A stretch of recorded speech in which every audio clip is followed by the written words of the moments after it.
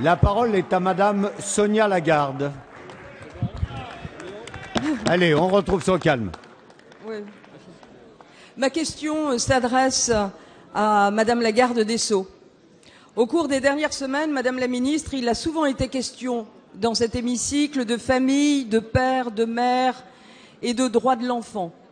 Si les conséquences de diverses natures qui pourraient affecter des enfants élevés par un couple homosexuel ont été largement débattues, il n'a jamais été question de la souffrance qui frappe les familles hétérosexuelles lorsqu'à l'heure d'une séparation, les parents se déchirent pour faire de la garde de leurs enfants un objet d'affrontement.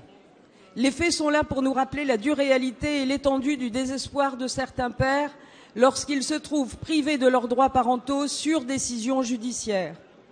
Au-delà des remous médiatiques de ces derniers jours, c'est une vraie question qui nous est posée. Avec plus d'un mariage sur deux qui s'achève par un divorce, il serait aujourd'hui plus d'1 million de pères à demander justice.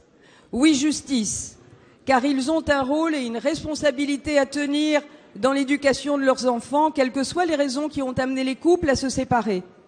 Mais justice aussi pour les enfants eux-mêmes, qui ne sauraient être privés du droit de grandir avec chacun de leurs parents. Justice et égalité enfin, avec la mise en application effective de la garde alternée. Dans cet hémicycle, Madame la ministre, je défends et défendrai toujours le droit des femmes.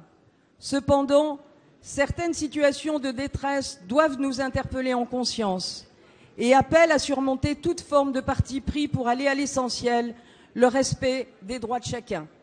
Alors, Madame la garde des Sceaux, vous avez reçu avant-hier les associations qui portent ce combat. Aussi, ma question est simple.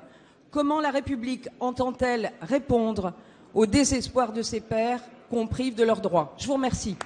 Merci. La parole est à Madame la garde des Sceaux, ministre de la Justice, Christiane Taubira.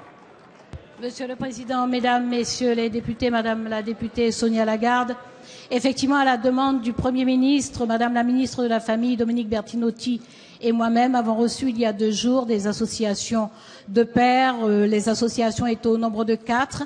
Le Premier ministre a souhaité que nous réaffirmions la ligne du gouvernement qui consiste à dire qu'avec les réformes des années 60 et 70, puis des années 90 et 2000 jusqu'à 2005, notre droit a progressé de façon à assurer l'égalité au sein du couple et surtout à permettre l'intervention du juge qui est chargé d'une part de protéger là où le plus vulnérable au sein du couple et d'autre part de préserver l'intérêt des enfants.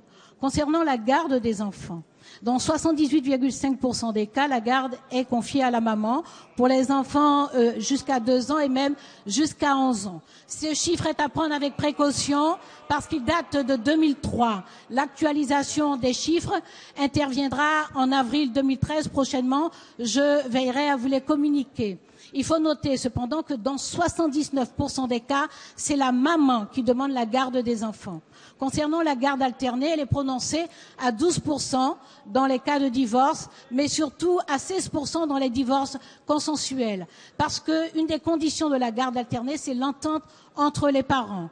Ensuite, pour ce qui concerne l'exercice consensuel de l'autorité parentale, le juge intervient déjà. Et le Code civil prévoit, dans son article 373.2.10, que le juge propose une médiation aux parents de façon à ce qu'ils s'entendent pour cet exercice consensuel de l'autorité parentale. Enfin, je vous rappelle qu'une expérimentation sur le contentieux familial est lancée dans 2 juridictions, la juridiction d'Arras et de Bordeaux, et nous vous ferons connaître l'évaluation de cette expérimentation en fin d'année.